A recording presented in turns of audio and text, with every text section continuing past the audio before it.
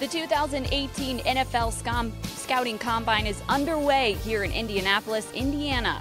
Combine participants and NFL personnel arrived into town on Tuesday.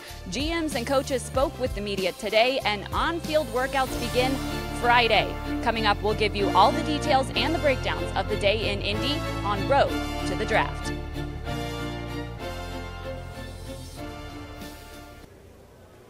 Hello and welcome to Road to the Draft live from the Combine presented by Southeast Michigan Ford Dealers. I'm Tori Petrie here at the Indiana Convention Center where all of the media action is happening this week. We'll get you caught up on the press conferences from earlier today, but first let's catch you up on the news from yesterday. Yesterday the Lions designated Ziggy Ansah as their franchise player. That means he will play with the team in 2018 either on the tag or the Lions have until July 16th to reach a long-term deal with him. We don't know exactly what those franchise tag numbers will be yet, but it will be pretty pricey, a price the Lions were willing to pay to keep their top defensive end in a free agency and draft that doesn't have a lot of them. With that said, let's take you to the press conferences from today. Media action kicked off today, and both General Manager Bob Quinn and Patricia were on hand to share their thoughts on Ziggy Ansah and draft preparation. We'll start off with Bob Quinn and his thoughts on the franchise tag decision and more. Take a look. It's been busy. It's been fun. A lot of long hours watching tape, talking through different things. We had a lot of time, talking about staff. The staff is kind of coming together pretty good. I feel like we're getting close there. And Matt and I have evaluated the roster, kind of dove into free agency the last, I'd say the last week or so, kind of going through guys that might fit what we're trying to do, and it's been fun. It's been like the good old days. We talked to Ziggy yesterday morning before he came down here. Coach and I had a good conversation with Ziggy about what the future entails, and all those conversations between me and the players are going to be private. We're not going to get into talking about it with you guys, but we did talk to him, told him what our plan was, and he understands where we're coming from. We understand where he's coming from, and we're looking forward to having him on the team. He's had some injuries, no question, but when you look over his career, he hasn't missed all that many games. One thing about Ziggy, he's extremely tough. When he can practice, he practices. When he can play, he can play. And I have a great deal of respect for how he approaches his work. The thing about Ziggy that I think really needs to be kind of put out there, when you really watch the tape, like the offensive lines slide to him all the time. So you go back and watch this guy, there's two guys trying to block him, I'd say, more than half the plays. So we talk about production. All right, this production on paper, this stat lines, this sacks, this hurries, all that stuff, that's great, right? But when, I watch tape and the coaches watch tape, is he doing his job?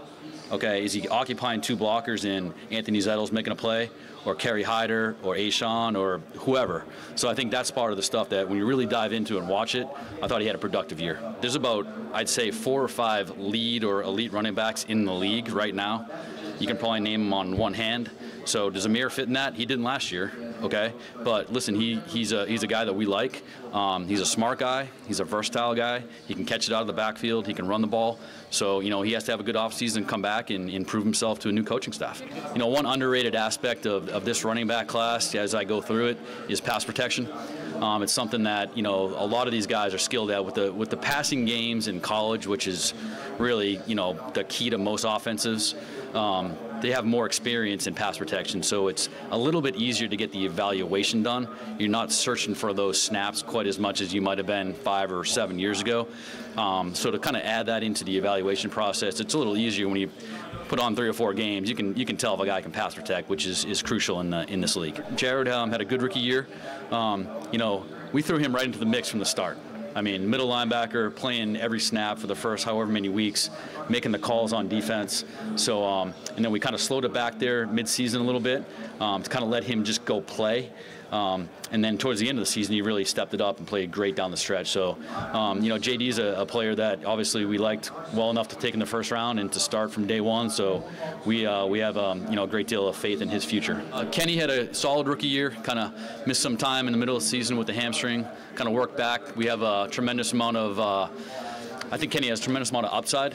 I think he needs to really have a great offseason this year to get his body to where it needs to be. He has great potential, and we're looking forward to working with him. We're going to leave that open. We'll see how the roster. The great thing about Graham is he can play both spots, and I think he proved that the last 2 seasons. So we'll see when we get back in April what other guys we have in the team and kind of how Graham fits into the mix. Joining me now to break down everything that Bob Quinn had to say is DetroitLions.com's Tim Twentyman. Tim, we'll start off with Ziggy Ansah since that's kind of the news of the day. Why did you think that Bob Quinn decided that was the right choice for them? Well, I think it's a move they had to do. You look at Ziggy, and he had 12 sacks last year. That was over 30% of the team total. He led the team, and that was already a position with some of the injuries and some of the concerns that you have, with young guys. That was already a position need, even if you did franchise Ziggy. So I think it was a must for Bob Quinn. But I thought some of the things he said about Ziggy today were interesting, and maybe the fans would appreciate a little bit too. Everybody looks at the sacks and the hurries, and those are the big things that everyone sees. But some of the ways he impacts the game that maybe you don't see as a general fan. He talked about offensive lines shifting his way, and that Ziggy sees a double team more than 50% of the time. Sure. Well, that frees guys like Anthony Zettel and Ashawn Robinson and some of those guys to make plays. So it's not so much just the immediate impact from a statistical standpoint, but it's also how he affects the game and how he allows other players to make plays. And I think that all went into the decision to franchise Ziggy as well. Certainly. I definitely agree with all of that, and I love that comment where he was talking about Ziggy's impact outside of just the stats. I also thought it was interesting how he was talking about the running back position. I know improving this run game has been a big topic of conversation around this team. He talked about Amir Abdullah a bit, and he also talked about what he thought of this running back class. Yeah, he talked about Amir Abdullah. He said there were probably 4 or 5 guys in this league that you can consider elite guys. You can hand the ball off to 20 times, and they're going to carry the load.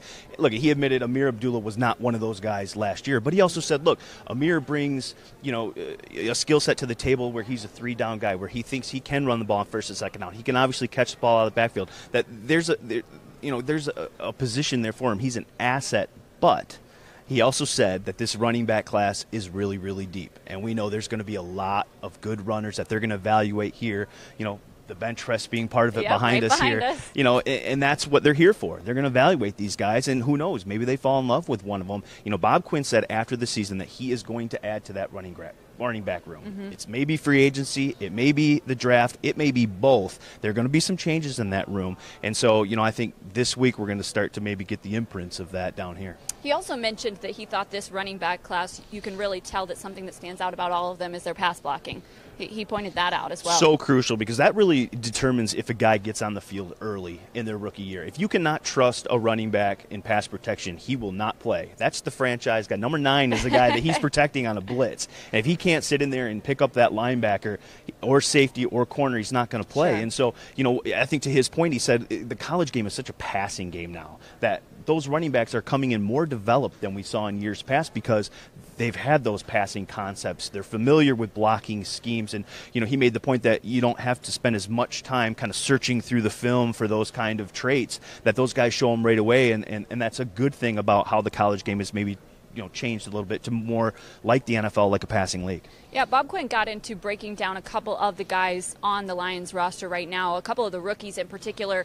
He had some comments on Jared Davis and Kenny Golladay. What stood out to you about those? Well, I think he was impressed with Jared Davis, and I think you have to be. He said, look, it's hard for a guy to step in day one, you call the plays, and you're the guy. You're the guy in the middle of that defense. And he admitted, there was a stretch there that he had to maybe take a step back on third downs, on some coverage things, some things that he didn't do well. But to Jared Davis's credit, look, he came in, he did the work, he improved on those areas, his pass coverage skills. We saw him get the interception late in the year.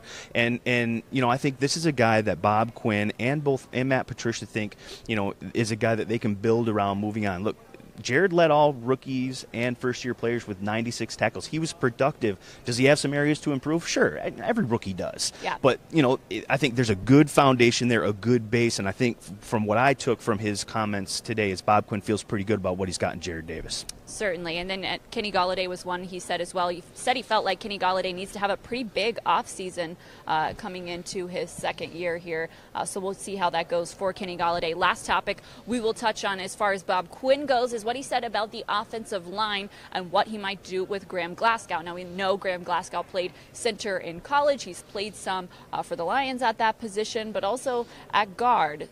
What do you think happens with that? Well, Bob Quinn kind of left it open. Yeah, he left it open. That's the benefit of having a guy like Graham who can do both. And you see guys, in this draft, a Billy Price from Ohio State, the same kind of guy, can play center, can play guard. And it's good to have guys like that because of injuries. It's not a matter of when injuries happen, it's if. I think I said that wrong. It's not a matter of if, but when. Yes. There you go. We got it right now.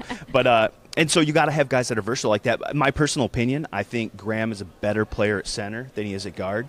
That's just me personally from watching him over the last 2 years. Obviously, the coaches and personnel staff will evaluate that and they'll come to their own conclusions. But I think that's the great thing about Graham is he can play both, and so that leaves yourself open both in free agency and the draft to bring a guy in. Then they hit the field in April and you figure out who's best at where, but you got options. And that's what Bob Quinn says is we'll see who's on the roster come April. That depends on free agency. That depends on the draft there at the end of April. Now, Bob Quinn wasn't the only one who talked today. We also heard from new head coach Matt Patricia for the first time since his introductory press conference. Here's what he had to say. I heard the question earlier, so I'm already just going to address it. Whoever asked the 3-4-4-3 question, I always laugh at that every single time because it's all relative, right? It's all the same. I think if you were to say, hey, we're 3-4, we're 4-3, try to take a look at it and figure out what it is. The interesting part about all that is if you guys study film and watch the trends of football, 90% of it isn't even regular defense anymore. It's all sub. So try to figure out what it is from there. So it's a little bit different than just kind of a standard answer to a 4-3 or 3-4. Yeah, you can't wait for that process, right? To be able to finally get up. Not that I don't mind enjoying standing in front of you guys all the time, which I've done a lot more in the last couple months than I probably have my entire career. But when you finally get in that room and you're allowed to talk to the players and the team and start to mold what you're looking for in your vision and get their vision back and try to put all that together as a coach, that's what you live for. I think everything for me just kind of revolves about who I am. I'm all about the relationship, and I want to make sure that that's first and foremost with everything that we do. I want to make sure that I know who they are as people and they know who I am as a man and as a father, as a husband, and all that stuff too. And I think that's where we start. And from there, you start to build the respect process of, hey, this is my job, this is what I'm trying to do, and this is your job, and that's how we're trying to work together. And I think through that, then you build that team unity and that bond, and then you go from there. Bob and I have a language, I'll call it, that's very similar from a standpoint of how we look and talk about football. And when you have that communication that flows smoothly like that, things tend to go a little bit more quicker. Yeah, I'm here a lot earlier. I get to talk to you guys a little bit, which is fun. But it's great. I really enjoy this process. I enjoy when you get into whether it's free agency or the draft, getting to know the guys on an individual basis and see what they're all about. Ask them questions, kind of pick their brain. And from this standpoint, it's great because I get to exposure to a lot more guys. And then what's fun, and now started last night, you get some offensive guys getting in those meetings. And now, I'm firing defensive questions at them too, or it's going to be the same thing. We get the defensive guys, start asking them offensive questions just to see how they think. You want to see how they process and kind of put them in some uncomfortable situations. So it's just a lot more to be involved in, which is great. Joining us now is a third guest, DetroitLions.com's Mike O'Hara. Guys, we saw the pencil from Matt Patricia, and it looks like the beard is longer too. Yeah, I liked it. Yeah, he had the pencil in there. He hasn't shaved the beard. And Mike, you're not third in my book. I'm a third wheel. Are you kidding?